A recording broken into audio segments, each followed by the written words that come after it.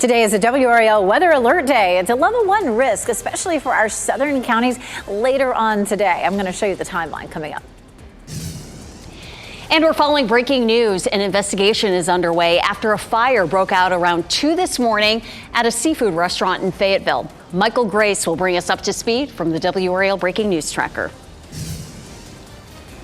Summer camps are back in action here in the city of Raleigh. We're live at Chavis Park explaining how the city has prepared for a busy summer amid staff shortages.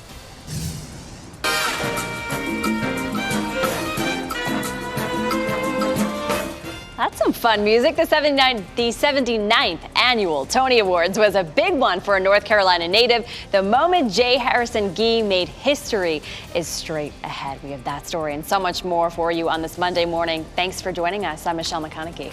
And I'm Renee Chu. And our weather out there feels like a Monday morning. We have gray and gloomy skies. We also have a severe weather risk. Meteorologist Elizabeth Gardner tracking the WRAL Weather Alert Day.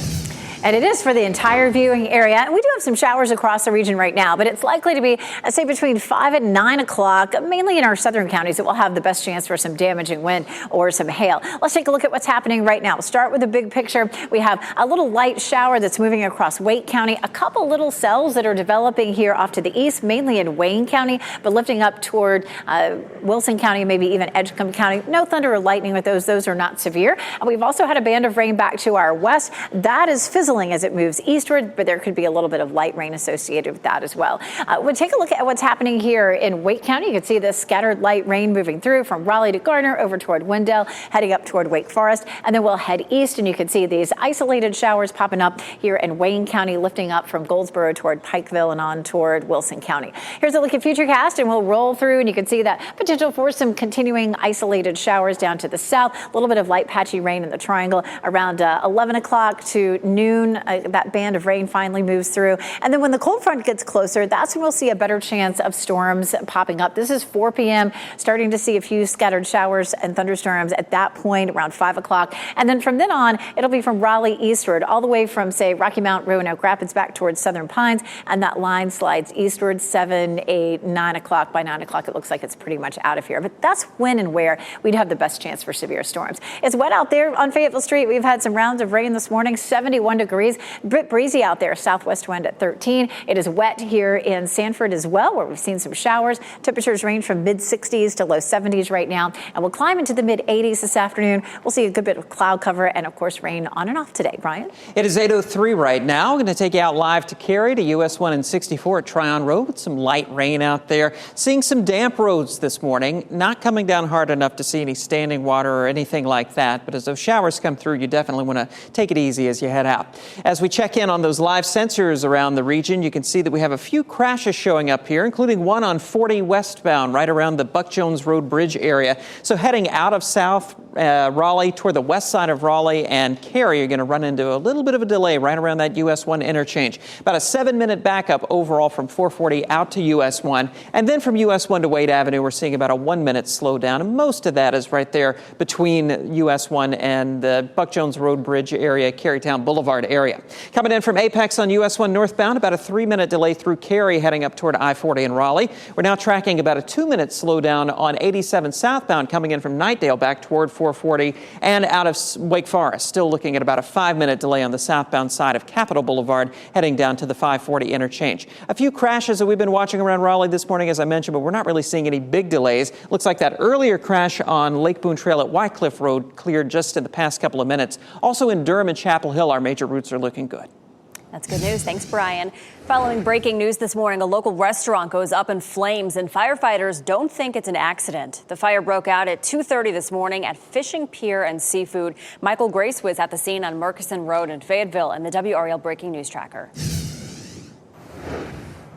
Yeah, well, early estimations are around $75,000 worth of damage, so obviously a lot for investigators to unpack. And I want to get you to this video from the WRAL Breaking News Tracker of what that scene looked like earlier this morning. You can see the entire parking lot of not only the fishing pier, but the convenience store next door blocked off with crime tape.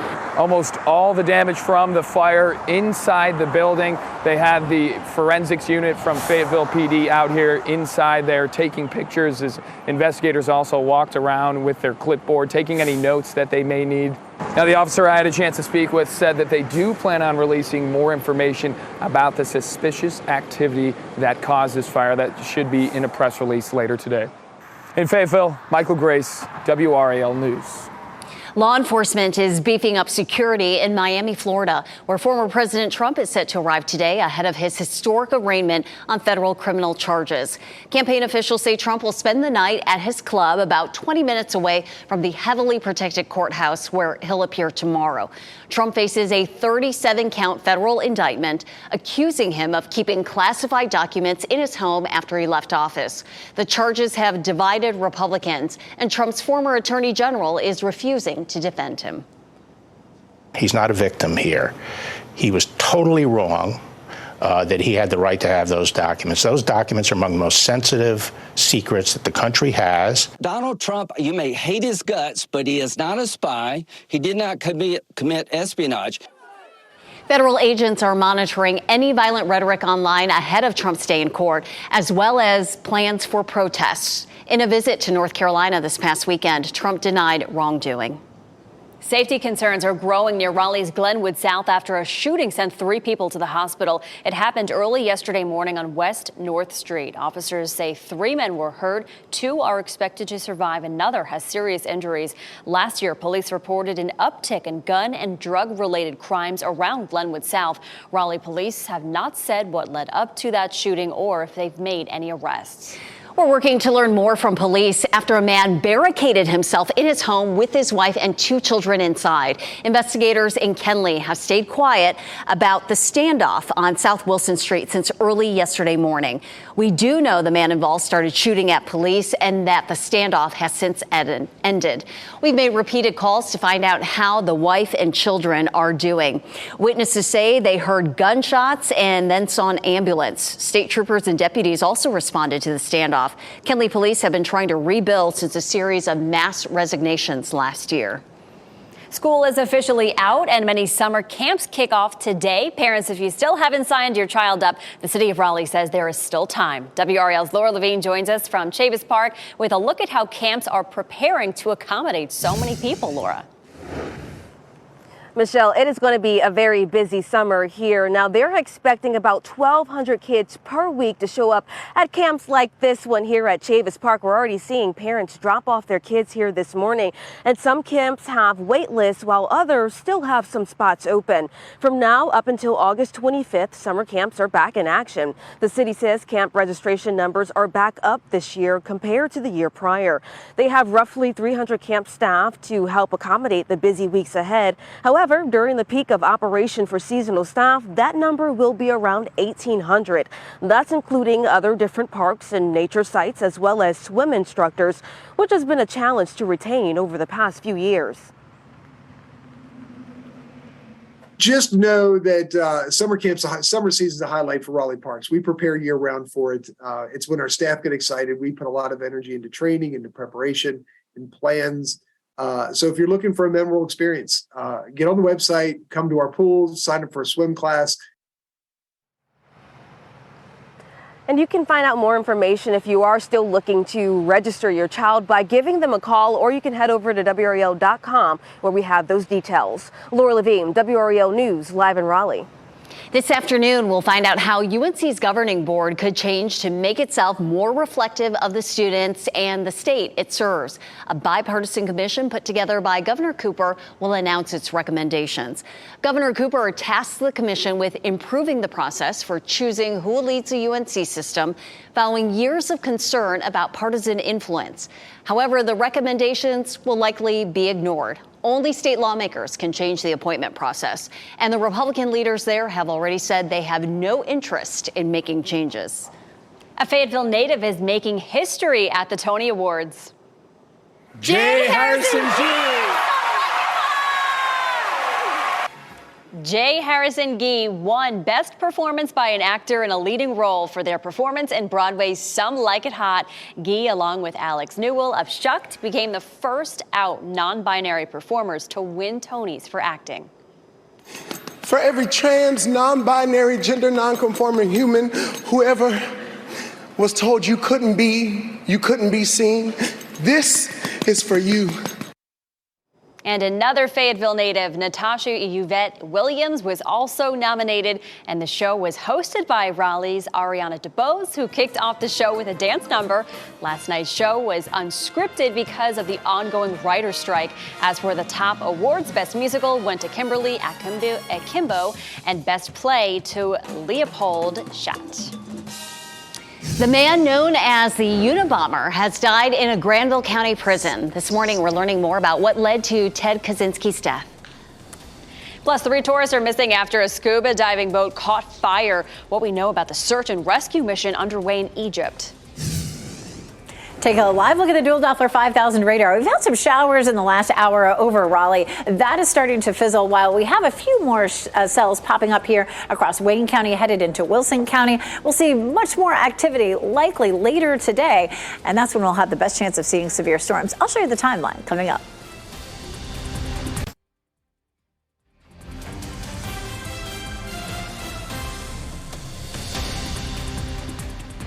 On your Monday morning, take a look at this cool picture. This is the WRAL tower cam. This is southeast Wake County. You can see all the clouds moving pretty quickly there. You're watching WRAL News, available on Hulu and the WRAL app on your TV or streaming device. Some of us seeing some spotty showers. It is a WRAL weather alert day. Meteorologist Elizabeth Gardner here to tell us who's seeing those showers right now and who could see them later on. It's been pretty light and patchy for us. We did earlier this morning have some heavy rain that came through just in tiny little batches. But right now, Goldsboro is looking dry. It's looking fairly dry in Fayetteville. We'll have the potential, especially late afternoon and evening, for folks along and east of I-95, say from Raleigh also down to the south, to see some scattered showers and thunderstorms. Apex wet right now. Chapel Hill has avoided seeing much rain as we've seen it really coming in a line from southwest to northeast. Here's a look at the big picture. We have a cold front that's starting to work its way into the mountains. We had a line of severe thunderstorms along this front that has now shifted well to the south, southern part of Georgia, heading off toward Florida. So that's where the closest severe thunderstorms are to us right now. But as we get through the afternoon and we see a little bit of daytime heating and that cold front moves through our area, we have the potential to see maybe 1 or 2 storms that could produce some damaging wind. Here's a look at the current picture over our area. We have a band of rain that is quickly dissipating across our area. We had some light showers moving across Wake County. You're going to see a little light shower there in the southern part of Franklin County.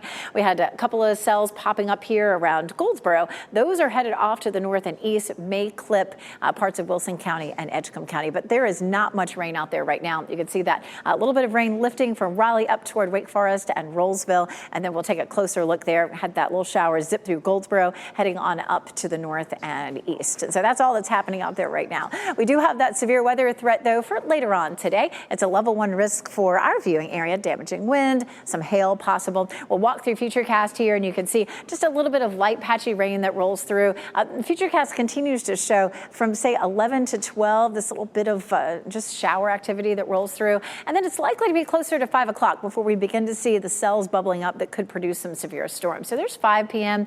By the time we get to 7, it's almost in a broken line from around Rocky Mount to Goldsboro to Fayetteville, and then it continues to slide eastward and out of here by around 9 o'clock or so. And that's where we'd have the best chance of seeing severe storms. Behind our front, high pressure built in for a really nice day on Tuesday with partly cloudy skies and lower humidity. But another system kind of zips by us to the south on Wednesday, bringing the chance of an isolated shower or thunderstorm, mainly south and east of the Triangle area. Thursday looks nice, so does Friday, but we start to really warm things up. We hit our first 90-plus degree day yesterday. We may be back to 90, 91 for Friday and Saturday. And right now it looks like we have the potential for some scattered storms for Father's Day. Brian? It is 8:17 as we head out to the Beltline at Capitol Boulevard. There's a report of a minor crash out there on 440 westbound. Not obviously visible here on this camera, but we are seeing some delays as you approach Capitol Boulevard on 440 westbound. Taking a look at those latest sensor readings this morning, you can see the backups from 87 up to the Capitol Boulevard Boulevard area, about a 4-minute slowdown overall through there. Once you get out toward Wake Forest Road and Six Forks Road, traffic's flowing pretty freely. Been looking at the sensor readings with these minor crashes, not really seeing any big delays, perhaps with one exception. Looks like there is a crash between the 1010 Road and Tryon Road interchanges out there, leaving Apex heading toward Cary, and we are seeing some delays as you head away from 55 and 1010 Road. Looks like that earlier crash on 40 westbound right around Buck Jones Road has cleared. Still seeing some lingering delays, though, on the south side of Raleigh on 40 westbound from 440 to US 1, about a 6-minute delay. And then from Wade Avenue to 540 heading out to the airport and RTP, you're going to run into about a 2-minute backup overall. We're in good shape there heading out of the downtown Durham area on southbound 885. No delays heading down toward Ellis Road and I-40. Brian, thanks. A significant update on the death of Unabomber Ted Kaczynski in a prison cell in Granville County. Sources have told the Associated Press that Kaczynski died by suicide. The Justice Department confirmed that Kaczynski died at the Federal Medical Center in Butner yesterday. However, the agency did not say how he died. There will be an investigation to determine exact cause. Kaczynski had been serving 8 life sentences. He pleaded guilty in 1998 to sending mail bombs that killed 3 people and wounding 23 others from the years 1978 to 95. A search and rescue mission is underway in Egypt for 3 missing British tourists after a scuba diving boat carrying 30 people burst into flames. Another ship traveling in the Red Sea came to the rescue and rescued the stranded passengers as flames took over this boat. While most jumped overboard and were saved, those 3 people are still unaccounted for. A local government official said an investigation will be conducted into the exact cause of this massive fire. And Silvio Berlusconi, the media mogul who was Italy's longest-serving premier, has died at the age of 86. His television network, Mediaset, announced his death this morning. Berlusconi was hospitalized Friday for treatment of chronic leukemia, although a cause of death has not been officially released. The politician was elected prime minister 3 times, despite a series of political, financial, and personal scandals. He served longer than anyone in Italy since fascist dictator Benito Mussolini. Sue Bird's number 10 jersey has been retired. The ceremony followed the Seattle Storm's 71-65 loss to the Washington Mystics on Sunday. Bird's jersey was raised to the Climate Pledge Arena rafters. She retired last fall as the WNBA's all-time leader in games, minutes, and assists during a career that spanned more than 2 decades. The New York native won 4 titles during her historic 19-season career with the Seattle Storm. What a legacy she leaves behind. Well, a mother of 4 from Fuquay-Varina is struggling to pay for cancer treatment, even with a lot of help from the community. Danielle McKean is at a specialized clinic in Arizona right now as she battles stage 4 breast cancer. She's there because she says her insurance denied her access to the drugs she needs. Her family is now paying out of pocket. They raised a GoFundMe and have raised over $100,000. It's not enough to cover the costs, but McKean says she's still grateful. My mom said something that stuck with me, and she said very few people get to see how much they're loved in their lifetime.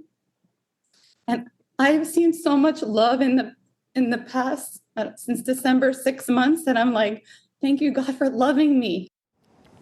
If you'd like to help, we have a link to McKean's GoFundMe on WRAL.com.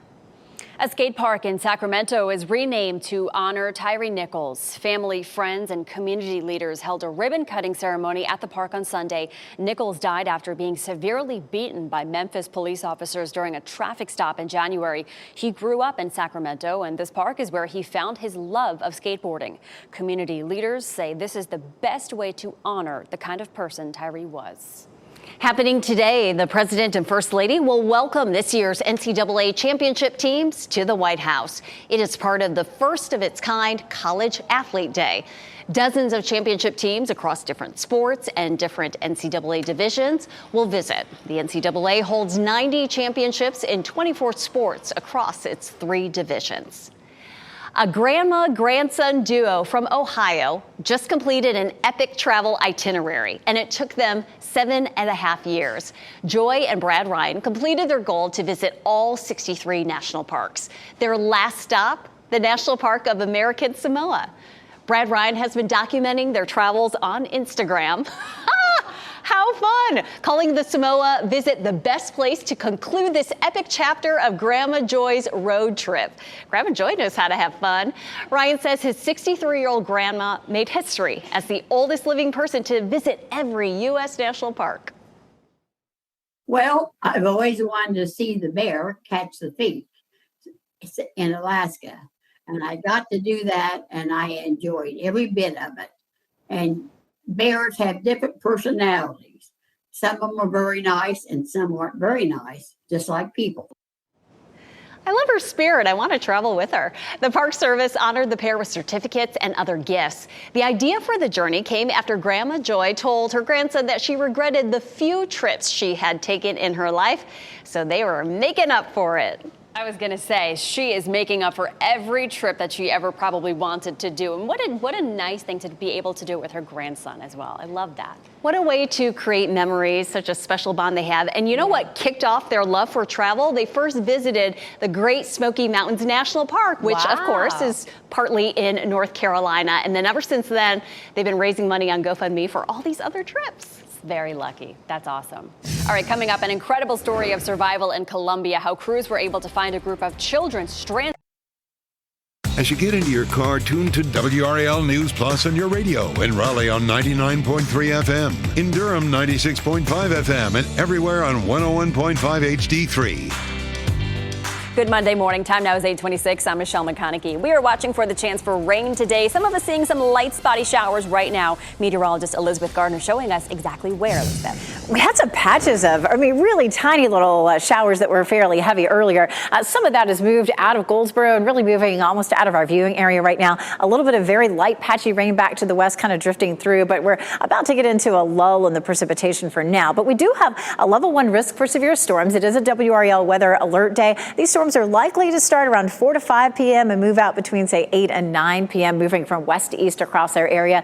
Damaging winds and hail will be our biggest threats. You can see here in Goldsboro, we had that shower roll through. It's not looking terribly wet there right now. Temperatures are in the upper 60s to low 70s, so it's a warm and muggy start. If you're going to be walking the dog today, you should be fairly dry until we get to the evening. After 5 o'clock, there'll be some storms. Brian? 827 right now. Watching some delays on the south side of Raleigh on 40 westbound. A little bit of this is congestion. We also had an earlier crash around the Buck Jones Road Bridge area, contributing to this at least a little bit. But that westbound side is a little sluggish, about a 4-minute slowdown overall, especially between South Saunders Street heading out toward Gorman Street. A few other crashes that I'm watching around Raleigh. One in Cary causing some pretty big delays right now. Cary Parkway at Kildare Farm Road. This reportedly is a crash with injuries. Seeing some pretty heavy delays, especially on that eastbound side of Cary Parkway.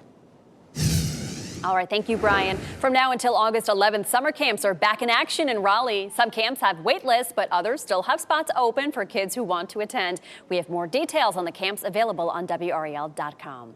Next on Fox 50, a look at how Raleigh Parks and Rec is curbing lifeguard shortages this summer. And up next on Today, a Mad Men reunion with John Hamm and John Slattery live in studio.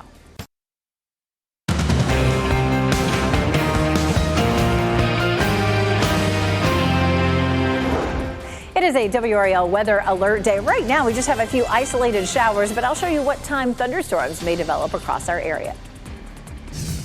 Breaking news, an investigation is underway after fire broke out around 2 this morning at a seafood restaurant in Fayetteville. Michael Grace will bring us up to speed from the WRAL Breaking News Tracker. Live in Florida today ahead of what will be a historic moment when the former president faces federal criminal charges. And all public pools in Raleigh will open for the summer today. How the Parks and Rec Department is making sure that there are not any issues with lifeguard staffing this year. They're definitely in demand for the swim season. It is 8:30. We thank you for sticking with us on this Monday. I'm Renee Chu. And I'm Michelle McConaughey. Pools are opening today, but probably not the best day to take a dip. We have a WRAL weather alert day. Meteorologist Elizabeth Gardner has been tracking the light spotty showers all morning long. She shows us where the rain is falling right now. Here's a look at Doppler 5000 radar. Temperatures are going to warm into the mid 80s, but it is going to be kind of a messy day today. It's not going to rain heavily really until we see that line of thunderstorms moving through, but it's damp. damp in spots. It's warm. It's a little on the sticky side. We had a little thunderstorm that developed here down near Goldsboro. That's started to move on out. It's just a tiny cell. No thunder and lightning with that. And then just some isolated showers, but we're really seeing a lot of that fizzle pretty quickly. We had a little band of rain there sitting over Raleigh. It zipped up toward Wake Forest and just dissipated. So we're looking at the potential for a little bit of a break. Again, you can see from Goldsboro here, we had some little pocket of heavy rain, and now that is moving out of our viewing area. So here's a look at Futurecast, and we're likely to see just maybe a quick little sprinkle. It continues to show the potential for a shower between, say, 11 and noon, right around Raleigh and northward. But then later in the afternoon, we'll likely have some cells that pop up, most likely between 4 and 5 p.m. We could see a few isolated cells, and then we'll start to see a line developing around 6 or 7 o'clock, especially south and east of the Triangle area, and it's likely to be out of here by around 8 or 9 o'clock, and that's where we'd have the best chance of any severe storms. Here's a live look across Wake County, looking off to the west. You can see a little bit of the ground here. You can see the clouds are starting to break up just a little bit. It's possible that we would see a little bit of sunshine closer to lunchtime, but as we see that, it's just going to energize the atmosphere and help to bring us a better chance for storms. Right now, 71 degrees, and we have a southwest wind currently. Temperatures are in the mid-60s in the north, but looking at upper 60s to low 70s in most spots. We do climb into the mid-80s this afternoon, a little cooler than yesterday's 91, but of course we'll see a lot more cloud cover for today and a chance of some late day storms. Tomorrow looks beautiful, but we'll have a chance of some scattered storms again on Wednesday. I'll show you coming up. Elizabeth, thanks. Breaking news, a local restaurant goes up in flames and firefighters don't think it was an accident. Flames broke out at 2:30 this morning at Fishing Pier and Seafood. Michael Grace was there at the scene on Murchison Road in Fayetteville in the WRAL Breaking News Tracker. Yeah, well, early estimations are around $75,000 worth of damage, so obviously a lot for investigators to unpack. And I want to get you to this video from the WRAL Breaking News Tracker of what that scene looked like earlier this morning. You can see the entire parking lot of not only the fishing pier, but the convenience store next door blocked off with crime tape. Almost all the damage from the fire inside the building. They had the forensics unit from Fayetteville PD out here inside there taking pictures as investigators also walked around with their clipboard, taking any notes that they may need. Now, the officer I had a chance to speak with said that they do plan on releasing more information about the suspicious activity that caused this fire. That should be in a press release later today. In Fayetteville, Michael Grace, WRAL News. Law enforcement is beefing up security in Miami, Florida this morning. Former President Donald Trump is set to arrive today ahead of his historic arraignment on federal criminal charges. Campaign officials say Trump will spend the night at his club about 20 minutes from the heavily protected courthouse where he will appear tomorrow. Trump faces a 37-count federal indictment accusing him of keeping classified documents in his home after he left office. The charges have divided Republicans, and Trump's former attorney general is refusing to defend him. I was shocked by the degree of sensitivity of these documents and how many there were, frankly. If even half of it is true, then he's toast. This is just feels un-American. It feels wrong at some level, and I think people are very frustrated that they don't see the equal application of justice. Federal agents are monitoring plans for protests at Trump's court appearance and any violent rhetoric online. Trump denied any wrongdoing in a visit to North Carolina on Saturday. We're working to learn more from police after a man barricaded himself in his home with his wife and 2 children inside. Investigators in Kenly have stayed quiet about the standoff on South Wilson Street since early yesterday morning. We do know the man involved started shooting at police and that the standoff has since ended. We've made repeated calls to find out how the wife and children are doing and heard nothing. Witnesses said they heard dozens of gunshots in the neighborhood and an ambulance arrived on scene. A little after the police showed up, there was arguing back and forth, trying to get him out of the house, trying to get the kids and the wife out of the house. Then a hail of gunfire later, silence. Must have been like 12 to 14, shotguns and sidearms. State troopers and deputies also responded to the standoff. Kenly police have been trying to rebuild since a series of mass resignations last year. Safety concerns are growing near Raleigh's Glenwood South after a shooting sent 3 people to the hospital. It happened early yesterday morning on West North Street. Officers say 3 men were hurt. 2 are expected to survive. Another has serious injuries. Last year, police reported an uptick in gun and drug-related crimes around Glenwood South. Raleigh police have not said what led up to that shooting or if they've made any arrests. Summer camps start today in Raleigh, and spots are still open at some programs, even as the city deals with a lifeguard staffing shortage. WRAL's Laura Levine explains that could affect some of those camps and the pools they use. Summer camps here in Raleigh are welcoming hundreds of kids back today at places like Chavis Park here behind me, and pools are back open 7 days a week. This time last year, some public pools were closed because of staffing shortages. The Parks and Rec Department was able to increase staffing this year by offering higher part-time salaries and by boosting recruitment efforts. We're told there's now employees enough to open all pools, but some facilities may still operate under limited capacity. There's still a need of about 30 more lifeguards, a dozen cashiers, and about 8 more managers. We're trying to basically rebuild to what we were in 2019. And it's taking some time, but we are moving in the right direction, and we're very happy about that. We have all our facilities open, and we're going to do everything we can to continue that. There just may be times that it's not quite 100%. The good news, he says, that now that school is out for the summer, they are beginning to see more young people apply for these jobs. That's ranging from $11 an hour to $16 an hour. Laura Levine, WRAL News in Raleigh. If you're driving in Cary, we want to let you know about a big road closure that's set to begin today. Crews are expected to close Walnut Street between Kildare Farm Road and Walker Street. That's so contractors can widen Kildare Farm Road through the intersection. The town expects this work to last about 3 weeks. Detours will be in place until the work is finished. Commuters in Philly will need to find a new route this morning as a portion of I-95 is expected to be closed for months. This is why you're looking at the aftermath of a tanker truck fire that caused part of the highway to collapse yesterday. Officials told drivers to plan for alternate routes or modes of travel and to follow detours. The National Transportation Safety Board is sending a team to investigate. No injuries have been reported so far. And breaking here in the WRAL Live Center, J.P. Morgan Chase reaching a settlement with the victims of Jeffrey Epstein.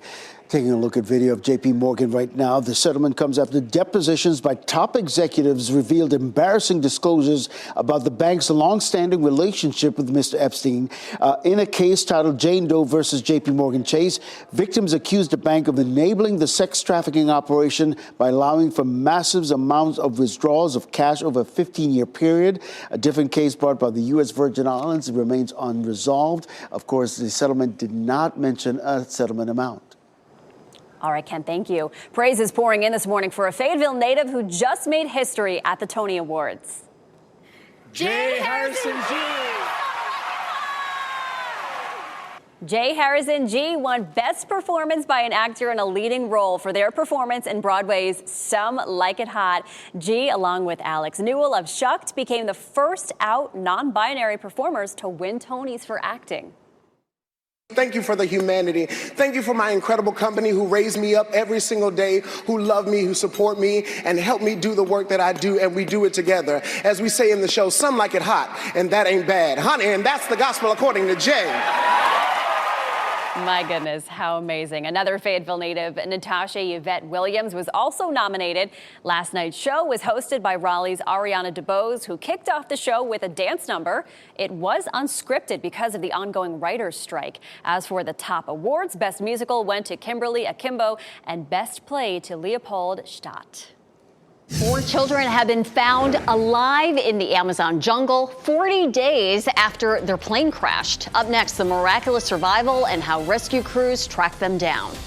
Plus, higher energy costs could pose a risk to people's health this summer. We'll hear from an expert on how families who are dealing with an energy insecurity can save some money on their bills. And today is a WRAL Weather Alert Day. You're looking live at cloudy Goldsboro. Meteorologist Elizabeth Gardner will explain when we could see impacts in our area.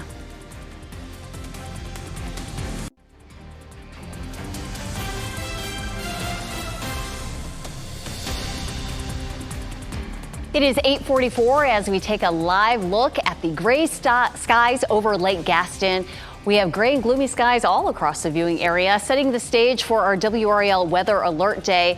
We had some light showers moving through this morning. Meteorologist Elizabeth Gardner has been tracking those and what's to come later this afternoon. That's mostly over. We still, of course, have our cold front that's moving out of the mountains. It's going to be crossing the Piedmont. And as it gets closer, we'll see the potential for some thunderstorms to fire up. But well ahead of it, there was a line of rain that's mostly fizzled out at this point. We've also had another little line here. Look at the thunderstorms that are starting to pop up here, but that's east of our viewing area, and those are headed east and away from us. So we didn't see any lightning with the little cells that popped up here, but as it's moving eastward, it's moving into a little juicier atmosphere. Here's a look at this little band of showers that just came right across Raleigh and fizzled over Wake Forest and Rollsville. And then we'll take another look here. We had an isolated shower. It looked a little heavier there in Goldsboro, but it lifted north of Snow Hill and sort of dissipated. But east of that is where we're seeing some of those thunder and lightnings symbols starting to pop up. We do have a level 1 risk for severe storms across our area later this afternoon. It's likely to be from,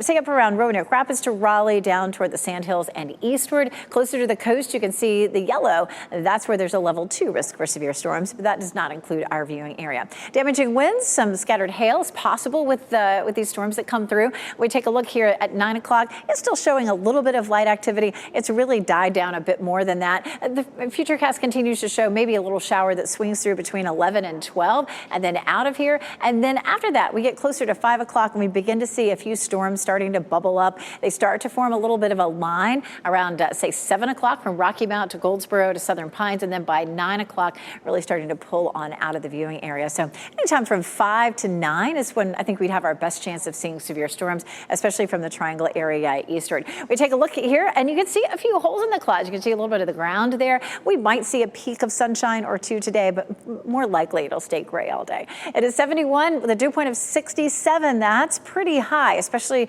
compared to what we've seen over the last several months. So it feels sticky out there, which you would imagine since we have some rain that's going to be moving in.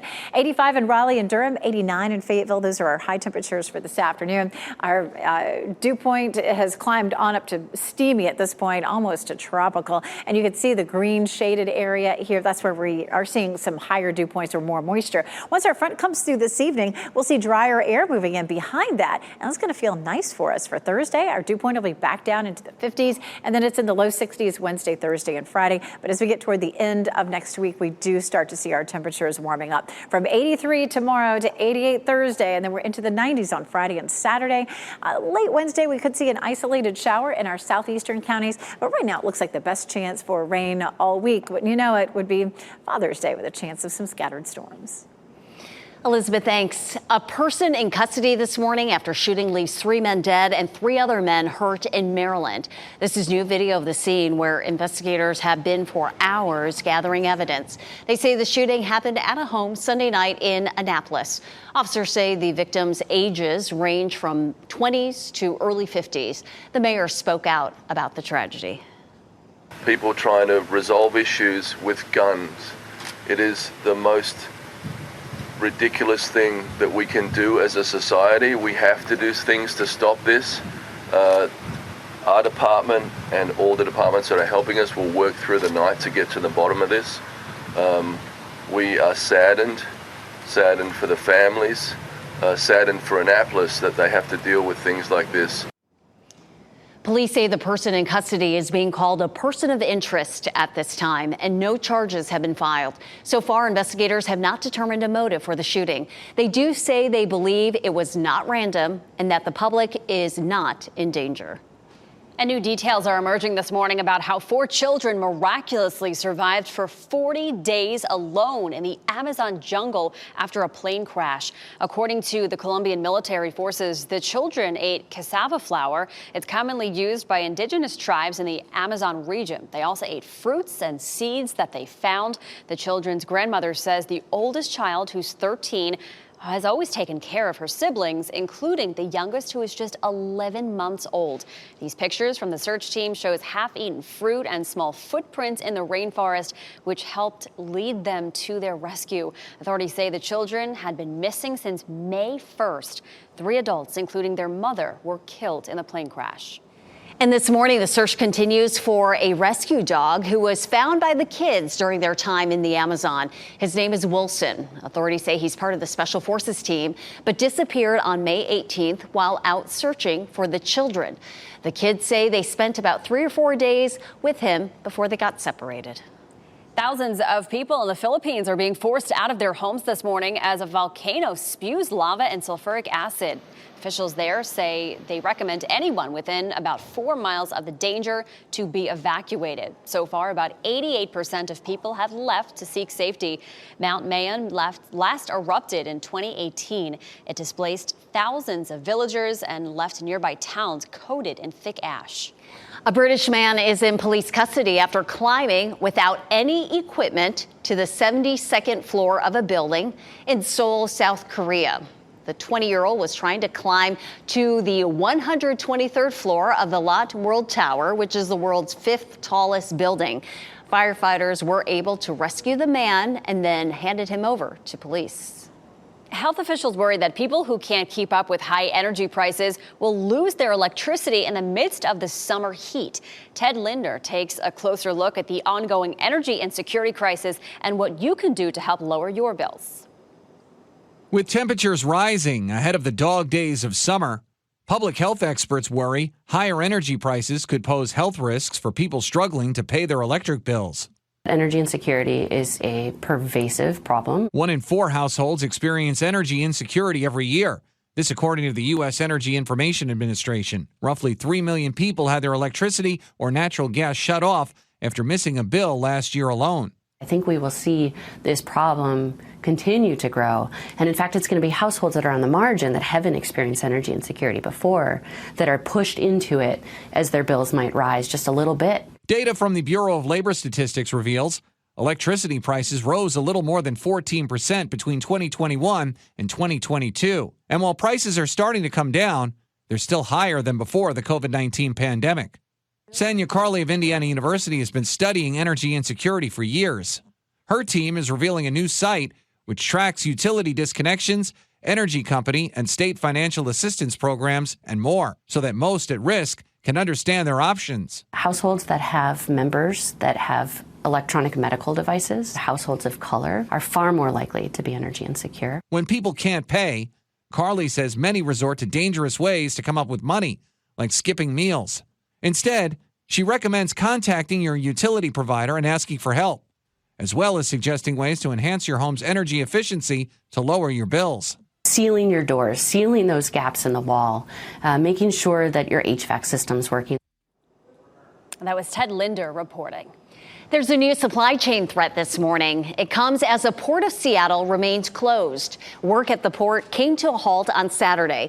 The Pacific Maritime Association says it's because of tense contract negotiations between members of the International Longshore and Warehouse Union. Experts say workers are demanding a share of the huge profits ocean container companies made during the pandemic. Here's something you don't see every day. A lobstering crew caught a bright orange American lobster earlier this month along the southern coast of Maine. The color comes from a genetic mutation. A marine scientist says the chances of catching one of these is 1 in about 30 million. The lobster will spend the rest of its days at the University of New England's Marine Science Center. It's not going to be lobster chowder, which is some good news. All right, calling all cheese fanatics, the University of Wisconsin-Madison Center for Dairy Research needs a dairy taste tester, particularly for cheese and pizza. Sign me up. The person will need to be able to describe the appearance, texture, taste, and smell of the products. The chosen tester would participate on panels, enter their scoring on ballots, and be in on training discussions for products. The tester would taste up to 24 cheese samples and 12 pizzas a week. The job is part-time. It pays $15 an hour. I would do that job for $15 an hour. My goodness. All right, before we go to break, here are your winning lottery numbers. We'll get another check on weather and traffic next.